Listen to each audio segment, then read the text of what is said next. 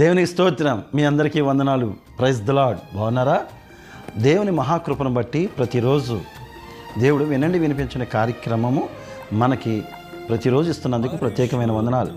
చూస్తున్న ప్రియ సహోదరి సహోదరులారా, మీ అందరికీ ప్రాముఖ్యంగా మరొకసారి వందనాలు చెల్లిస్తున్నాను. మీరు అనేక మందికి షేర్ చేస్తున్నందుకు కూడా ప్రత్యేకమైన వందనాలు. నిజమే, తక్కువ సమయంలో ఎక్కువగా అనేక మందిలోకి అనేక చోట్లకి మీ ద్వారానే పంపుతున్నారు. అనగా దేవుని కార్యము మనందరి పట్ల ఒక ఆత్మను రక్షించాలని ఆయన సంకల్పాన్ని మనమందరం కలిసి నెరవేర్చుచున్నందుకు మీకు ప్రత్యేకమైన వందనాలు. ఈరోజు వాగ్దానం కీర్తనలు 111వ కీర్తన 3వ వచనం. ఆయన కార్యములు మహిమ ప్రభావము కలది, ఆయన నీతి నిత్యము నిలకడగా నుండును. ఇక్కడ రాయబడిన మాట, ఆయన కార్యములు మహిమ ప్రభావము గలది, ఆయన నీతి నిత్యము నిలకడగా. మహిమ ప్రభావము నిలకడగా నిత్యము, ఈ మూడు మాటలు ఈరోజు మనతో మాట్లాడుతున్నాయి. మహిమ ప్రభావము అంటే మహిమలో ప్రభావం ఉన్నది. ఆయన మహిమలో మనకి ప్రభావములు కలుగుతున్నాయి. ఆయన మహిమలో మనకి సమస్తము జయమును ఇస్తున్నాయి. ఆయన మహిమలో అనేకమైన దీవెనలు ఇస్తున్నాయి. అవి మనం పొందుకోవాలి అని ఆశ ఉంటే, అవి మనం తీసుకోవాలని ఆశ ఉంటే, అవి మనకు కావాలని ఆశ ఉంటే, ఈ మహిమా ప్రభావములోనికి, ఆయన నీతిలోనికి నిత్యము, ఆయన నీతిలోకి నిత్యము నిలకడగా నుండు. అనగా ఏంటి దాని అర్థం? నిలకడగా ఉండు అంటే ప్రతిరోజు ప్రార్థన.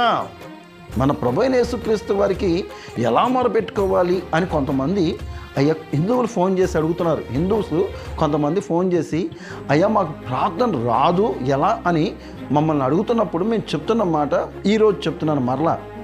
నా తండ్రిని నాకు కావాల్సిన ఏదైతే అడుగుతానో, నా తండ్రికి నేను ఏదైతే చెప్తానో అవి నాకు ఇస్తాడు. కొంచెం 1-2 రోజులు లేట్ అయినా నా తండ్రి నాకు ఇవ్వడానికి ఇష్టపడతాడు. అందాకెందుకండి, ఈరోజు మా బాబు కాలేజీకి వెళ్ళేటప్పుడు, డాడీ ఈరోజు నాకు బస్ ఛార్జీలు కావాలి, లేకపోతే నాకు ఆటో ఛార్జీలు కావాలి అని ప్రతిరోజు అడిగి వారికి కావాల్సినవి చెప్తూ ఉంటారు. నాకు బుక్స్ కావాలి, నా కాలేజ్ ఫీజు కట్టాలి, నాకు ఇది కావాలి అది కావాలని నా పిల్లలు నాకు చెప్తే, అమ్మ ఈరోజు లేదు కానీ ఎప్పటి వరకు టైం ఉందమ్మా అన్నప్పుడు వారికి ఇచ్చిన సమయాన్ని నాకు చెప్తూ ఉంటారు. అంటే దాన్ని నేనేం చేస్తాను, ఆ సమయానికల్లా నేను సమకూరుస్తాను.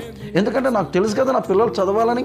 అలాగే ప్రభువైన యేసుక్రీస్తు వారు కూడా ఇక్కడ రాయబడిన మాట నిత్యము నిలకడగా నుండును. అంటే నిత్యము ప్రార్థన చేస్తున్నప్పుడు మన గురించి ఆయనకి సమస్తం తెలుసు. కానీ ఎలా అడుగుతున్నారు?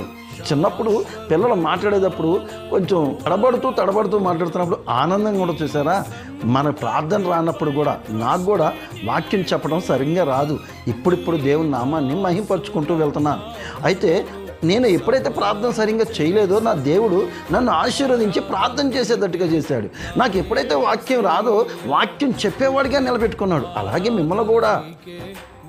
మిమ్మల్ని కూడా ఆశీర్వదిస్తాడు, దీవిస్తాడు. అయితే ఎప్పుడు ఇక్కడ రాయబడిన మాట, ఆయన నీతి నిత్యము నిలకడగా నుండును. ఎప్పుడు? ఆయనలో ఉన్నప్పుడు, ఆయనతో ఉన్నప్పుడు, ఆయనలో జీవించినప్పుడు. ప్రియ సహోదరి సహోదరులారా, మనమందరము నిత్యము ఆయన నిలకడలో, ఆయన యొక్క నడతలో మనం నిలకడగా ఉందాం. ప్రార్థన చేసి మన విన్నపాలన్నీ ఆయనకి చెప్పుకుందాం. దేవుడి కొన్ని మాటలు దీవించును గాక. తల వంచుకుందాం, కళ్ళు మూసుకుందాం, ప్రార్థిద్దాం. పరిశుద్ధుల జీవాధిపతి, జీవం గల తండ్రి, నీకు వందనాలు. అవునయ్యా, మాతో మాట్లాడుతున్న దేవా నీకు వందనాలు. మేము ఎలా ఉండాలి అంటే ప్రతిరోజు ధూపం వేసేవారుగా, ప్రతిరోజు నీతో మాట్లాడేవారుగా, ప్రతిరోజు అయ్యా మీ మాటలు మేము వినేవారుగా ఉండుటకు సహాయం చేయమని, నీ కృప చూపించమని, నిలకడగా ఉండుటకు సహాయం చేయమని ఈ చిన్న ప్రార్థన ప్రభువైన యేసయ్య అతి పరిశుద్ధ నామమున అడిగి వేడుకొని పొంది ఉన్నాం పరమ తండ్రి. ఆమేన్. Praise the Lord. ఈరోజు పెళ్లి రోజు, అలాగే పుట్టినరోజులు జరుపుకుంటున్న మీ అందరికీ నా హృదయపూర్వక వందనాలు. వినండి వినిపించండి కార్యక్రమం ద్వారా మీరు ఆశీర్వదించబడుతున్నందుకు వందనాలు. అలాగే పెళ్లి రోజులు, పుట్టినరోజులు జరుపుకుంటున్న వారికి వినండి వినిపించిన తరపున మీకు దేవుడి దీవెనలు కలుగును గాక. ఆమేన్.